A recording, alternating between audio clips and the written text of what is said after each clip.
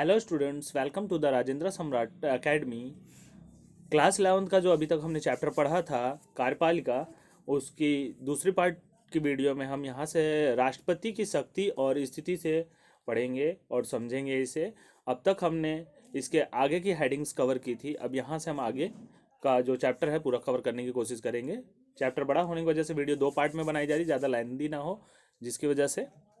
तो स्टार्ट करते हैं राष्ट्रपति की शक्ति और स्थिति। आप पहले ही पढ़ चुके हैं कि राष्ट्रपति सरकार का औपचारिक प्रधान है। जो राष्ट्रपति है वो सरकार का क्या है? औपचारिक प्रधान है। उसे औपचारिक रूप से बहुत सी कार्यकारी, विधायी, कानूनी और आपात शक्तियां प्राप्त हैं। संसदीय व्यवस्था में राष्ट्रपति वास्तव में इन शक्तियों का प्रयोग मंत्रिपरिषद की सलाह पर ही करता है। मंत्रिपरिषद जब उसको सलाह देते हैं इस चीज़ की, तब वो जाके इन शक्तियों का प्रयोग करता है, अन्यथा वो अपने मर्जी से कुछ नहीं कर सकते।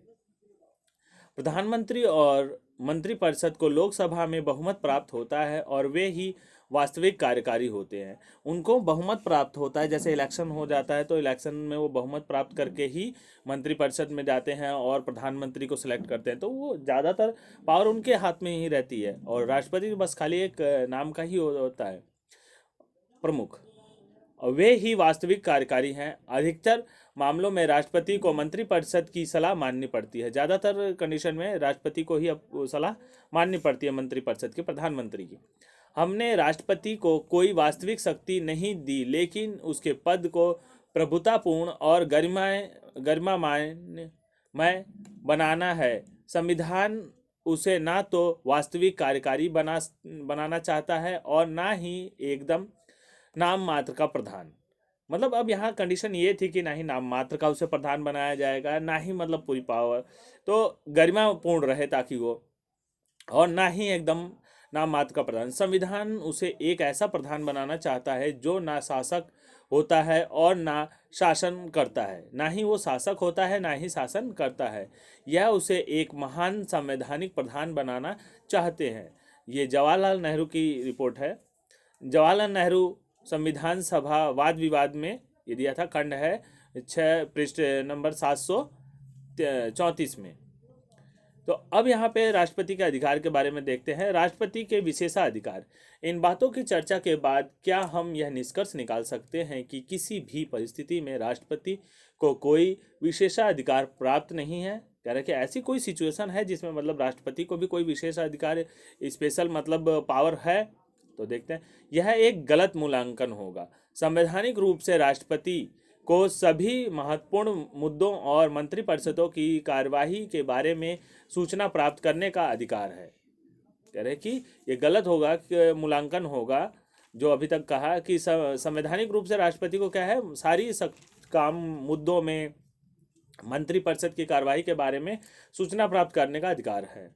प्रधानमंत्री का यह कर्तव्य है कि वह राष्ट्रपति द्वारा मांगी गई सभी सूचनाएं उसे दे। और कह रहे हैं कि अगर राष्ट्रपति कोई सी सूचना मांगता है, किसी भी चीज़ की डिटेल मांगता है, वो चाहता है कि मुझे ये दो, उसके बारे में मैं जानना चाहता हूँ, तो ये देना पड़ेगा। राष्ट्रपति प्रायः प्रधानमंत्री को पत्र लिखता है और देश की समस्याओं पर अपने विचार व्यक्त करता है।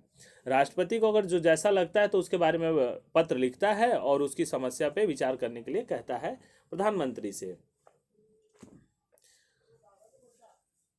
यहाँ राष्ट्रपति की मतलब जो भावना है यहाँ पे व्यक्त करते हैं। मैं यहाँ कहने भर का बैठा दिया गया हूँ, या मैं सचमुच के सवाल भी पूछ रहा हूँ?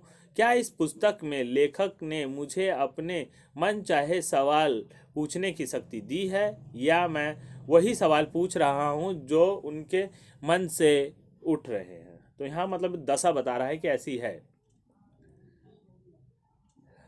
आगे यहाँ पे उसी का, राष्ट्रपति के लिए किताबों में स्त्रीलिंग और पुल्लिंग दोनों का प्रयोग किया जाता है। यहाँ अगर राष्ट्रपति है, चाहे स्त्री हो चाहे पुल्लिंग हो, दोनों के लिए राष्ट्रपति ही कहा जाता है। क्या कभी कोई महिला भी राष्ट्रपति हुई है? तो आपको पता ही है, हमारे मतलब देश में बहुत महिला राष्ट्रपति हुई है, जिसका नाम था, जैसा कि आपको पता ही होगा, हमारे देश की जो राष्ट्रपति महिला थी उनका नाम था प्रतिभा पाटिल, श्रीमती प्रतिभा पाटिल, वो राष्ट्रपति थी। उसके बाद फिर और जेंट्स ही राष्ट्रपति आए। तो देखते हैं आगे। इसके अतिरिक्त कम से कम 3 अन्य अवसरों पर राष्ट्रपति अपने विशेषाधिकार का प्रयोग करता है। प्रथम, जैसा कि आप पहले ही देख चुके हैं कि राष्ट्रपति मंत्रिपरिषद की सलाह को लौटा सकता है। अगर मंत्रिपरिषद की कोई सलाह है तो वो खारिज कर सकता है और उसे अपने निर्णय पर पुनर्विचार करने के लिए कह सकता है, या वो ये कह सकता है कि जो अभी फैसला हुआ इस पर दोबारा से विचार किया जाए और फिर मैं उस पर अपना मत दूंगा या फैसला सुनाऊंगा। ऐसा करने में राष्ट्रपति अपने विवेक का प्रयोग करता है। जब राष्ट्रपति को ऐसा लगता है कि इस सलाह में कुछ गलती है या कानूनी रूप से कुछ कमियां हैं या फैसला देश के हित में नहीं है, तो वह मंत्रिपरिषद से अपने निर्णय पर पुनर्विचार करने के लिए कह सकता है। मतलब कोई सा भी अगर राष्ट्रपति को डाउट होता है कि देश के हित में नहीं है या लोगों के हित में नहीं है, तो उस पर वो विचार करने के लिए उसे पुनः लौटा सकता है। यद्यपि मंत्रिपरिषद पुनर्विचार के बाद भी उसे वही सलाह दोबारा दे सकती है और मंत्रिपरिषद की तरफ से भी ये हो सकता है कि वही सलाह उसे दोबारा दिए जा सकती है और तब राष्ट्रपति उसे मानने के लिए बाध्य भी होगा। और वही चीज़ अगर उसे दोबारा बताई गई तो राष्ट्रपति उस चीज़ को मानने के लिए क्या होगा, बाध्य होगा।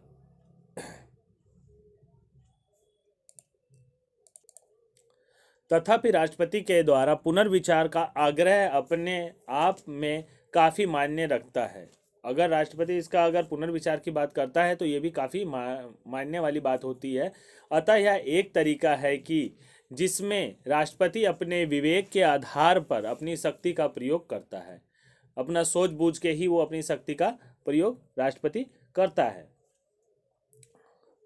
दूसरे, राष्ट्रपति के पास वीटो की शक्ति निषेधाधिकार होता है। जो दूसरे हैं उसकी क्या होती है, दूसरे पॉइंट में जो राष्ट्रपति के पास वीटो पावर होती है, जिससे वह संसद द्वारा पारित धन विधेयकों को छोड़कर, धन विधेयक के अलावा और सारे विधेयकों पर स्वीकृति देने में विलंब कर सकता है। धन विधेयक में विलंब नहीं करेगा, बाकी सब में कर सकता है। जैसा कि अभी 7वां वेतन लागू होने वाला है, काफ़ी समय से ये भी वेटिंग में ही था। यह स्वीकृति देने से मना कर सकता है। संसद द्वारा पारित प्रत्येक विधेयक को कानून बनने से पूर्व राष्ट्रपति की स्वीकृति के लिए भेजा जाता है। तो कोई सा भी विधेयक जो कानून तब बनता है जब राष्ट्रपति उस पर अपनी स्वीकृति दे देता है, तब वो विधेयक क्या हो जाता है, कानून बन जाता है। तो इसे अंडरलाइन कर लेना। राष्ट्रपति उसे संसद को लौटा सकता है, अगर वो चाहे तो उसे संसद को वापस कर सकता है। यहाँ पे देखते हैं क्या दिया है बॉक्स में। हमने देखा कि विधेयकों को स्वीकृति देने के संबंध में राष्ट्रपति पर कोई समय सीमा नहीं होती, उसे कोई लिमिट भी नहीं होती कब वो मंजूरी देगा। क्या आपको पता है कि इस सिलसिले में एक घटना घट चुकी है। 1986 में संसद ने भारतीय पोस्ट ऑफिस संशोधन विधेयक पारित किया। अनेक लोगों ने इसकी आलोचना की क्योंकि विधेयक प्रेस की स्वतंत्रता को बाधित करता था और तत्कालीन राष्ट्रपति ज्ञानी जैल सिंह ने उस पर अब कोई निर्णय नहीं लिया। उनका कार्यकाल समाप्त होने के बाद अगले राष्ट्रपति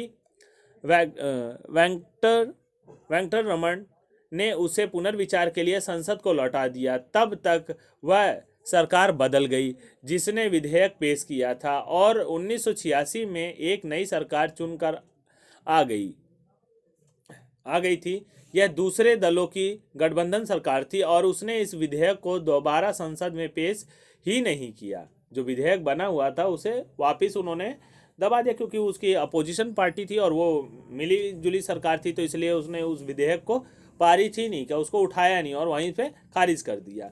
इस प्रकार जैल सिंह के द्वारा विधेयक को स्वीकृति देने के निर्णय में विलंब करने का वास्तविक परिणाम यह हुआ कि विधेयक कानून ना बन सका। अगर राष्ट्रपति किसी को कानून बनाने विधेयक है उस पर अगर वो पुनर्विचार के लिए दे देता है या स्वीकृति देने में लेट कर देता है और ऐसी कंडीशन में अगर राष्ट्रपति दूसरा आ जाता है, वो राष्ट्रपति का कार्यकाल खत्म हो गया, दूसरे राष्ट्रपति आए, तो वो क्या करेंगे, अब उन्हें मालूम नहीं था कि कौन सा विधेयक है, किससे आया था, कैसे सवाल हुआ, तो वो वापस से संसद में भेज देंगे पुनर्विचार के लिए।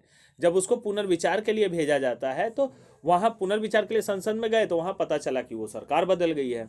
जब सरकार बदल गई तो अब जो दूसरी पार्टी आई हुई थी तो वो कोई ऐसा विधेयक पारित ही नहीं होने देगी क्योंकि वो उसकी एंटी पार्टी थी। अगर वही पार्टी होगी तो उसको दोबारा से आगे पेश करेगी, नहीं तो वहीं खत्म कर देगी।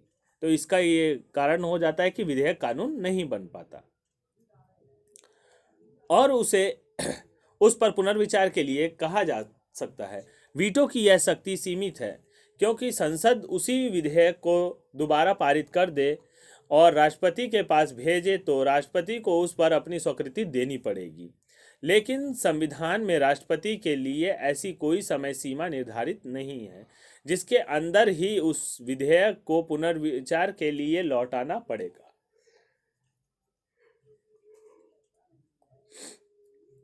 ऐसी कोई समय सीमा नहीं निर्धारित है जिसके अंदर में राष्ट्रपति को स्वीकृति देके लौटाना पड़े, जिसके अंदर उसे विधेयक को पुनर्विचार करके लौटाना पड़े। इसका अर्थ यह हुआ कि राष्ट्रपति किसी भी विधेयक को बिना किसी समय सीमा के अपने पास लंबित रख सकता है, मतलब रख दिया, जैसे अभी हमने सुना था जैल सिंह में हुआ।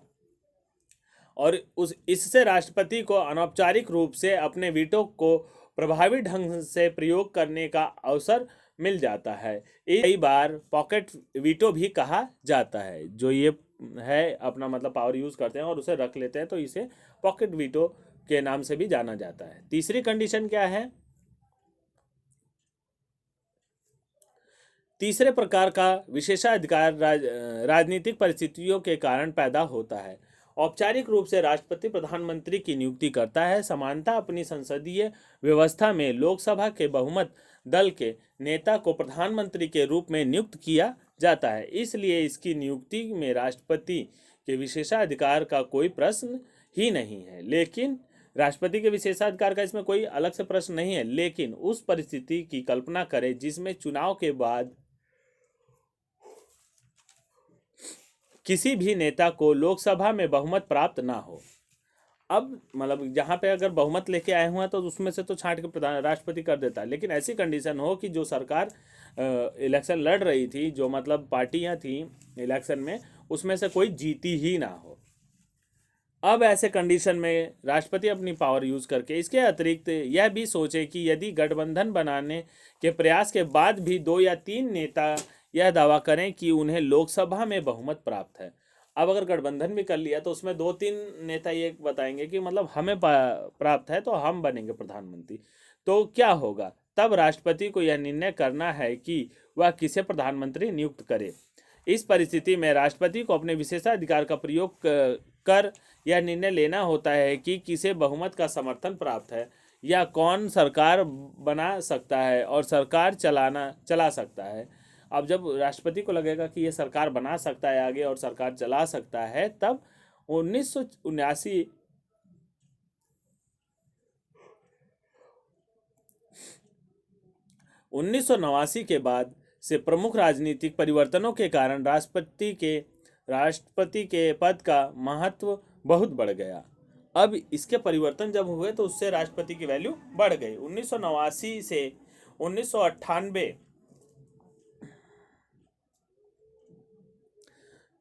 तक हुए 4 संसदीय चुनावों में से एक दल या दलीय गठबंधन को लोकसभा में स्पष्ट बहुमत नहीं मिल सका। इन परिस्थितियों की मांग थी कि राष्ट्रपति हस्तक्षेप करके या तो सरकार का गठन करें या फिर प्रधानमंत्री द्वारा लोकसभा में बहुमत सिद्ध न कर पाने के बाद उसकी सलाह पर लोकसभा भंग कर दें। तो उन्होंने सोचा कि मतलब उनकी जब बहुमत नहीं है तो लोकसभा भंग कर दी जाए ताकि फिर से इलेक्शन हो। बाकी देखते हैं, इसमें पीछे पेज पे आ जाओ। प्रधानमंत्री की नियुक्ति में राष्ट्रपति की भूमिका यहाँ पे दिया गया है कि जो प्रधानमंत्री है उसकी नियुक्ति में राष्ट्रपति क्या करता है। खैर पढ़ भी लिया लेकिन फिर से देख लेते हैं। 1977 के बाद भारत की दलीय राजनीतिक में प्रतिस्पर्धा काफी बढ़ गई और ऐसे अनेक उदाहरण हैं जब लोकसभा में किसी भी दल को बहुमत नहीं मिली। इन परिस्थितियों में राष्ट्रपति ने क्या किया? मार्च 1998 के चुनाव में किसी भी दल या दलीय गठबंधन को बहुमत नहीं मिला। भाजपा और उसके सहयोगी दलों को कुल 251 सीट मिली, जो बहुमत से 21 कम थी। अब भाजपा भी सीटों में कम थी। राष्ट्रपति नारायण ने एक लंबी प्रक्रिया अपनाई। उन्होंने गठबंधन के नेता अटल बिहारी वाजपेयी से अपने दावे के समर्थन में संबंधित राजनीतिक दलों के दस्तावेज प्रस्तुत करने को कहा। इससे भी आगे जाकर राष्ट्रपति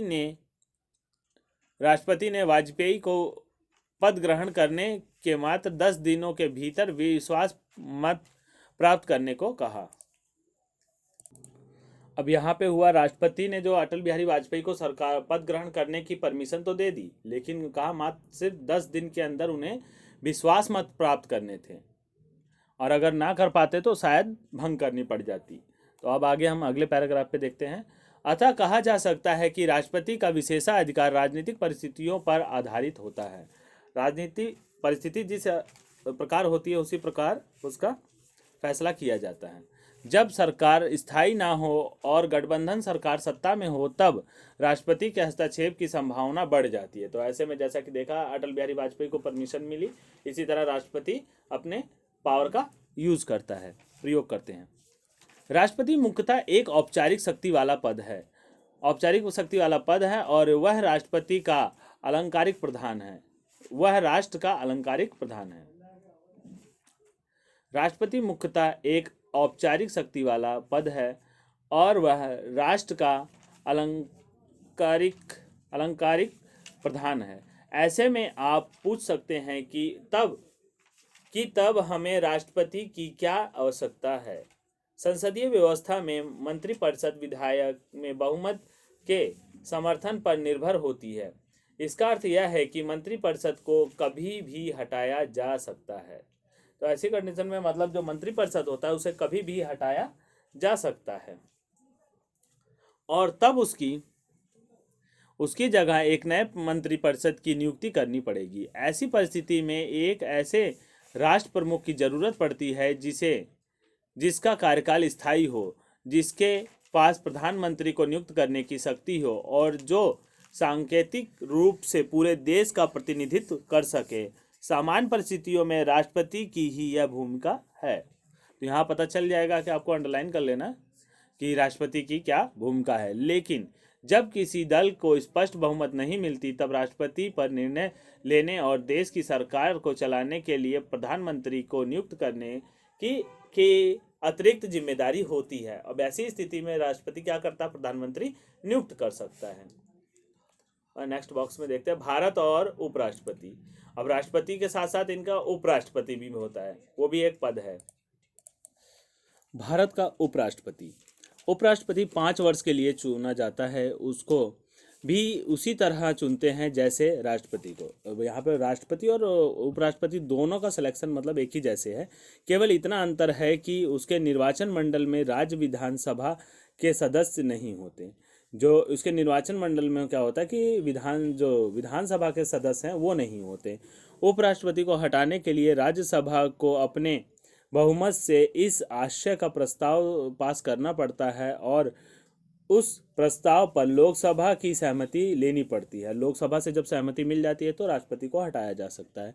उपराष्ट्रपति राज्यसभा का पदेन अध्यक्ष होता है। जो उपराष्ट्रपति होता है वो राज्यसभा का क्या होता है, पदेन अध्यक्ष होता है। और राष्ट्रपति की मृत्यु, त्यागपत्र, महाभियोग द्वारा हटाए जाने या अन्य किसी कारण से रिक्त होने पर वह कार्यवाहक राष्ट्रपति का काम करता है। ऐसी किसी कंडीशन में जैसे मृत्यु, त्यागपत्र या महाभियोग या सरकार हटा देने के कारण ऐसा कुछ अगर होता है तो जो उपराष्ट्रपति है वो राष्ट्रपति का पद संभालता है। उपराष्ट्रपति तभी तक कार्यवाहक राष्ट्रपति के रूप में काम करता है जब तक कोई नया राष्ट्रपति नहीं चुन लिया जाता। जब वहाँ पे मतलब नया राष्ट्रपति आ जाता है तो फिर ये अपनी पदवी पे वापस आ जाते हैं। फखरुद्दीन अली अहमद की मृत्यु के बाद बीडी जत्ती तब तक कार्यवाहक राष्ट्रपति के रूप में काम करते रहे जब तक नए राष्ट्रपति का चुनाव नहीं हुआ था। तो ये अंडरलाइन कर लेना। उसके बाद आता है ये कुछ क्वेश्चंस हैं जो अभी तक हमने पढ़ा, उनके ऊपर क्वेश्चन है। आगे फिर हमारा आता है अगला पेज। यहाँ पे एक कार्टून दिया हुआ है, कार्टून को देखो। यहाँ पे नेहरू जी आगे चल रहे हैं, बाकी पीछे पूरी इनकी मंडल है। तो दिया हुआ प्रधानमंत्री के बिना कोई मंत्रिपरिषद नहीं होता। कह रहे प्रधानमंत्री के बिना कोई मंत्रिपरिषद नहीं होता। यह कार्टून बताता है कि किस तरह प्रधानमंत्री सरकार की अगुवाई करता है। तो प्रधानमंत्री जब प्रधान है तो वो सरकार की क्या करता है, अगुवाई करता है। आगे आ जाओ, अगला है प्रधानमंत्री और मंत्रिपरिषद। अगली हेडिंग हमारे पास प्रधानमंत्री और मंत्रिपरिषद है। यहाँ कार्टून दिया हुआ है साइड में, ये भी देख लेते पहले। क्या सिर्फ मंत्री पद ही मायने रखता है? कार, बंगला, नौकर, यात्रा, विदेश भ्रमण, सुरक्षा और सचिव वगैरह वगैरह आपके लिए कोई मायने नहीं रखते? कह रहे ये सारा कुछ नहीं, मंत्री पद ही मायने रखता है। तो यहाँ पे ये डायग्राम के हिसाब से दे रहा है कि इन्हें सिर्फ यही चाहिए या और कुछ दिया जाए। तो लोग मंत्री बनना क्यों चाहते हैं? इस कार्टून में शायद यह बताया गया है कि लोग सुख सुविधा उठाने के लिए मंत्री बनना चाहते हैं, लेकिन तब किन्हीं खास मंत्रालयों को पाने के लिए होड़ क्यों मची रहती है? तो ये सब अपने फायदे के लिए सोचते हैं कि हमें कोई एक पर्टिकुलर मंत्री पद मिल जाए या कोई कार्यालय मिल जाए तो आराम से हम अपना चला सकें। यहाँ से हम स्टार्ट करेंगे। भारत के प्रधानमंत्री पद का उल्लेख किए बिना भारतीय सरकार या राजनीति की कोई चर्चा नहीं हो सकती। अभी तो हमने राष्ट्रपति उपराष्ट्रपति के बारे में पढ़ा, अब हमें इसका भी उल्लेख करना जरूरी है, जो भारत के प्रधानमंत्री। क्या आप सोच सकते हैं कि ऐसा क्यों? इस अध्याय में आप पहले पढ़ चुके हैं कि राष्ट्रपति केवल मंत्रिपरिषद की सलाह पर ही अपनी शक्तियों का प्रयोग करता है। जब मंत्रिपरिषद उसे सलाह देता है तो वो अपनी शक्तियों का प्रयोग करता है। प्रधानमंत्री इस मंत्रिपरिषद का प्रधान होता है। जैसा कि हमने अभी तक पढ़ा, जो प्रधानमंत्री है इस मंत्रिपरिषद का क्या है, वो हेड होता है, प्रधान होता है। अतः मंत्रिपरिषद के प्रधान के रूप में प्रधानमंत्री अपने देश की सरकार का सबसे महत्वपूर्ण पदाधिकारी हो जाता है। अब जब यहाँ से फिर से देख लो, मंत्रिपरिषद के प्रधान के रूप में प्रधानमंत्री, हालांकि कोई ऐसा अलग से नहीं है, लेकिन जब मंत्रिपरिषद का प्रधान हो गया तो अपने देश की सरकार का सबसे महत्वपूर्ण पदाधिकारी हो जाता है। अब जो सरकार का जो उनकी जो सरकार थी, मंत्रिपरिषद था, उसके जो मुख्य ये हो गए, प्रधान हो गए, तो इससे इनकी क्या होती है, एक इम्पोर्टेंस बढ़ जाती है, एक इम्पोर्टेंट पद इनके पास हो जाता है, महत्वपूर्ण पदाधिकारी हो जाता है। संसदीय शासन में यह जरूरी है कि प्रधानमंत्री को लोकसभा में बहुमत प्राप्त हो। अब जो संसदीय शासन है उसमें प्रधानमंत्री क्या है कि उसे भी लोकसभा में बहुमत प्राप्त होनी चाहिए। बहुमत का यह समर्थन भी प्रधानमंत्री को बहुत शक्तिशाली बना देता है। अगर जिस प्रधानमंत्री को बहुमत प्राप्त होगी तो वो एक तरह से शक्तिशाली हो जाता है। जैसे ही प्रधानमंत्री बहुमत का समर्थन खो देता है, वह अपना पद भी खो देता है। अगर उसे बहुमत नहीं है तो वो पद भी खो देगा। स्वतंत्रता के बाद कई वर्षों तक कांग्रेस पार्टी का लोकसभा में बहुमत बना रहा, जिससे उसी का नेता प्रधानमंत्री बनता रहा। 1989 से अनेक ऐसे अवसर आए जब लोकसभा में किसी भी दल को बहुमत नहीं मिला। उसके बाद मतलब कई ऐसे अवसर आए जब लोकसभा में किसी भी पार्टी को बहुमत नहीं मिला। अनेक राजनीतिक दलों को तालमेल कर गठबंधन सरकार बनाना पड़ा, जिससे लोकसभा में बहुमत प्राप्त हो। जिससे मतलब सरकार गठबंधन कर लिया जिससे उन्हें बहुमत मिल सके। इस परिस्थिति में जो नेता सहयोगी दलों को अधिकतर स्वीकार होता है वह प्रधानमंत्री बनता है। जो मतलब ज़्यादा वोट उनको सपोर्टिंग होती है तो उसी को ये प्रधानमंत्री बनाते थे। औपचारिक रूप से जिस नेता की लोकसभा में बहुमत का समर्थन प्राप्त होता है, राष्ट्रपति उसे प्रधानमंत्री नियुक्त करता है। जिसकी लोकसभा में बहुमत होती थी उसी के मेंबर में से ये किसी को प्रधानमंत्री बना देते थे। प्रधानमंत्री तय करता है कि उसकी मंत्रिपरिषद में कौन लोग मंत्री होंगे।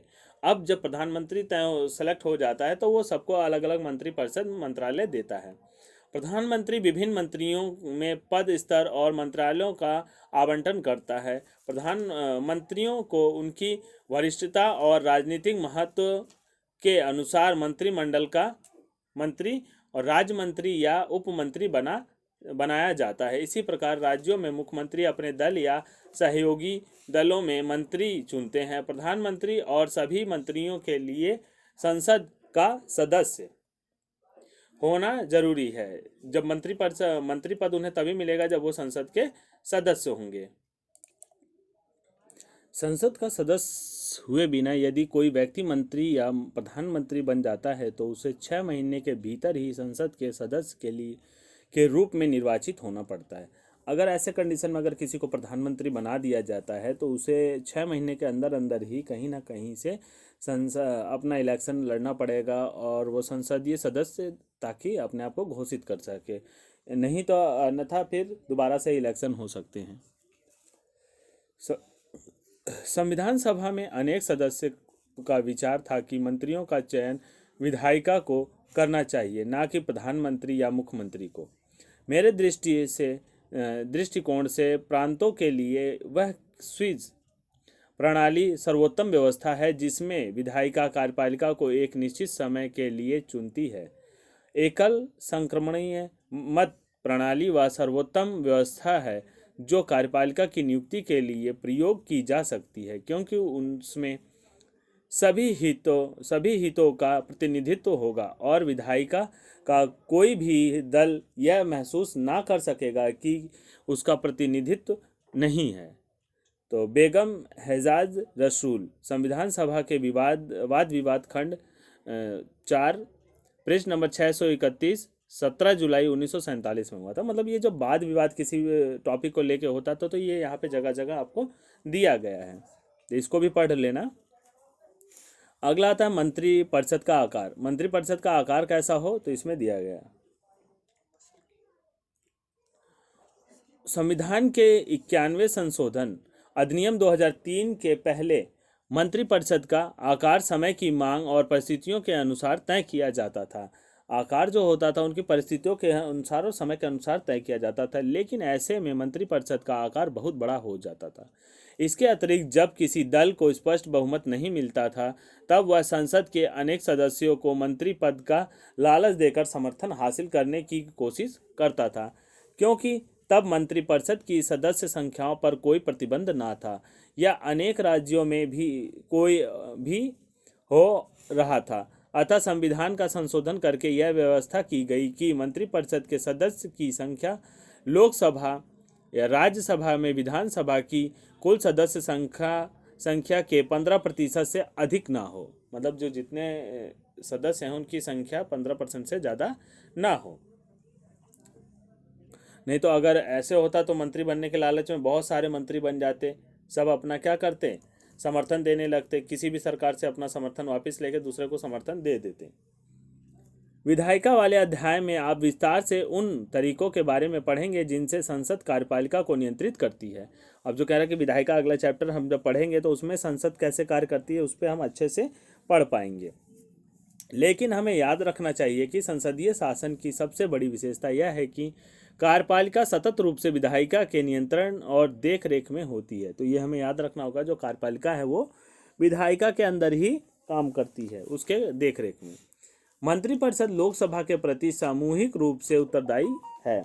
जो मंत्रिपरिषद है वो सामूहिक रूप से क्या है, लोगों के प्रति जवाबदेही होती है उनकी।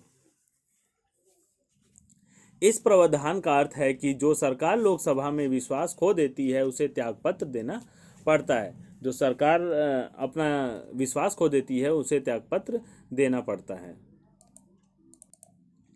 इस सिद्धांत के अनुसार मंत्रिपरिषद संसद की एक कार्यकारी समिति है और वह संसद के प्रतिनिधि के रूप में सामूहिक रूप से शासन करती है। सामूहिक उत्तरदायित्व मंत्रिमंडल की एकजुटता के सिद्धांत पर आधारित है।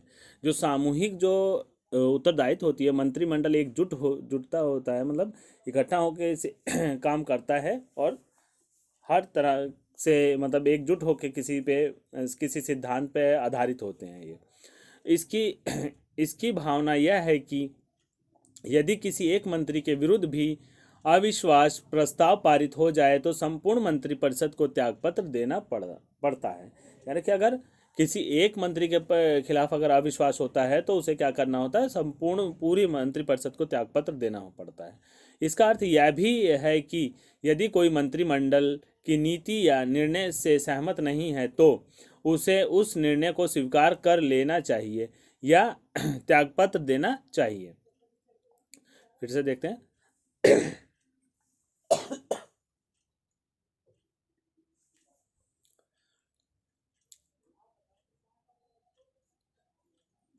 यदि किसी एक मंत्री के विरुद्ध भी अविश्वास प्रस्ताव पारित हो जाए तो संपूर्ण मंत्रिपरिषद को त्यागपत्र देना पड़ता है। इसका अर्थ यह भी है कि यदि कोई मंत्रिमंडल की नीति या निर्णय से सहमत नहीं है तो उसे उस निर्णय को स्वीकार कर लेना चाहिए या तो त्यागपत्र देना चाहिए।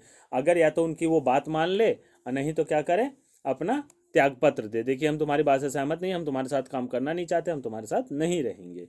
जिस नीति के बारे में सामूहिक उत्तरदायित्व हो उसे मानना या उसे लागू करना भी सभी मंत्रियों के लिए जरूरी है। अब जब सामूहिक रूप से है तो सभी मंत्री को उस बात को मानना पड़ेगा, अन्यथा अगर वो उन्हें अच्छी नहीं लगती तो उन्हें त्यागपत्र दे के जाना पड़ता है। भारत में मंत्री का सरकार में स्थान सर्वोपरि है। बिना प्रधानमंत्री भारत में प्रधानमंत्री का सरकार में स्थान सर्वोपरि है। बिना प्रधानमंत्री के मंत्रिपरिषद का कोई अस्तित्व नहीं है। जैसा कि हमने कार्टून में भी देखा था, अभी बिना प्रधानमंत्री का क्या है, सरकार का कोई अस्तित्व नहीं है। मंत्रिपरिषद तभी अस्तित्व में आता है जब प्रधानमंत्री अपने पद का शपथ ग्रहण कर लेता है। जब प्रधानमंत्री शपथ ले लेता है तो ये अस्तित्व में आता है। प्रधानमंत्री की मृत्यु या त्याग पत्र से पूरी मंत्रिपरिषद ही भंग हो जाती है, जबकि किसी मंत्री की मृत्यु हटाए जाने या त्यागपत्र के कारण मंत्रिपरिषद में केवल एक स्थान खाली होता है। अगर प्रधानमंत्री हटा तो पूरी संसद ही भंग हो जाएगी उनकी। प्रधानमंत्री एक तरफ मंत्रिपरिषद तथा दूसरी ओर राष्ट्रपति और संसद के बीच एक सेतु का काम करता है। अब जो राष्ट्रपति है और जो मंत्रिपरिषद है उनके बीच में वो एक पुल का, फ्लाईओवर का काम करता है। इसी भूमिका के कारण पंडित नेहरू ने प्रधानमंत्री को सरकार के केंद्रीय ध्रुव की संज्ञा दी थी। प्रधानमंत्री का यह संवैधानिक दायित्व भी है कि वह सभी संघीय मामलों के प्रशासन और प्रस्ताव कानूनों के बारे में राष्ट्रपति को सूचित करे। अब जैसे कोई सी भी कंडीशन होती है, कोई सी भी बात हुई, कैसा भी प्रशासन है, कुछ भी है, तो वो राष्ट्रपति को सूचित करे। प्रधानमंत्री सरकार के सभी महत्वपूर्ण निर्णयों में सम्मिलित होता है और सरकार की नीतियों के बारे में निर्णय लेता है। इस प्रकार प्रधानमंत्री की शक्तियों के अनेक स्रोत और जैसे मंत्रिपरिषद पर नियंत्रण, लोकसभा का नेतृत्व पर आधिकारिक जमात पर आधिपत्य, मीडिया तक पहुंच, चुनाव के दौरान उसके व्यक्तित्व का उभार तथा अंतर्राष्ट्रीय सम्मेलनों और विदेश यात्राओं के दौरान राष्ट्रीय नेता की छवि आदि। लेकिन प्रधानमंत्री की शक्तियों और उनका प्रयोग तत्कालिक राजनीतिक परिस्थितियों पर निर्भर करता है। जब भी किसी एक राजनीतिक दल को लोकसभा में बहुमत मिला, तब प्रधानमंत्री और मंत्रिमंडल की शक्तियां निर्विवाद रहीं। परंतु जब राजनीतिक दलों के गठबंधन की सरकारें बनी तब ऐसा नहीं रहा। अब जब गठबंधन वाली सरकार आ गई तो उसमें तो विवाद होना ही है। 1989 में हमने भारत में अनेक गठबंधन सरकारों को देखा।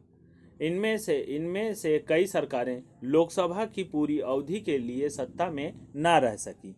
बहुमत समाप्त होने के कारण उन्होंने त्यागपत्र दे दिया या वे हटा दिए गए। इन घटनाओं से संसदीय शासन का कामकाज प्रभावित हुआ।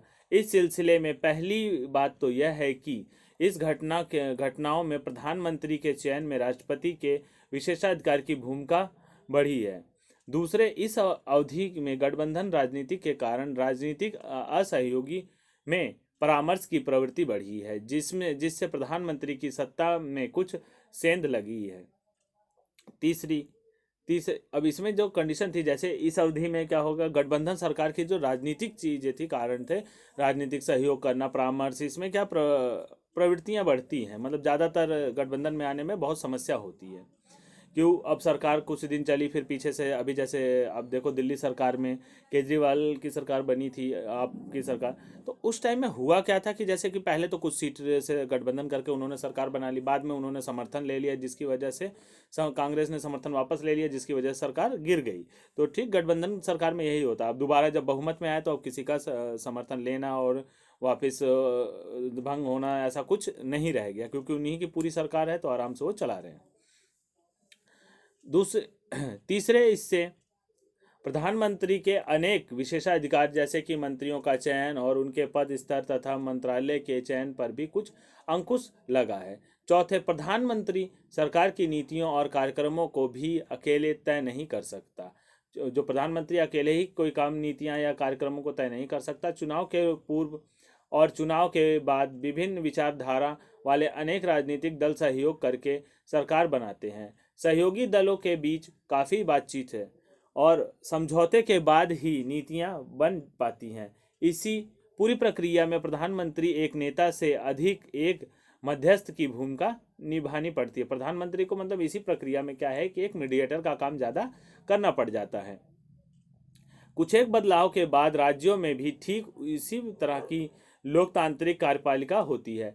सबसे महत्वपूर्ण अंतर यह है कि राज्य में एक राज्यपाल होता है जो केंद्र सरकार की सलाह पर राष्ट्रपति के द्वारा नियुक्त किया जाता है, और जो राज्य में जो राज्यपाल होता है वो केंद्र सरकार की सलाह पर राष्ट्रपति द्वारा नियुक्त किया जाता है। यद्यपि प्रधानमंत्री की ही तरह मुख्यमंत्री भी विधानसभा में बहुमत दल का नेता होता है और राज्यपाल के पास ज़्यादा विवेकाधीन शक्तियां होती हैं। मतलब राज्यपाल जो होता है राज्य का, उसके पास ज़्यादातर शक्तियां होती हैं। बहरहाल राज्य के स्तर पर भी सदनात्मक व्यवस्था के प्रमुख सिद्धांत लागू होते हैं। जो इसमें राज्य सरकार में भी हैं, सदनात्मक व्यवस्था के जो सिद्धांत है वो लागू होते हैं। आगे हम आते हैं स्थायी कार्यपालिका और नौकरशाही।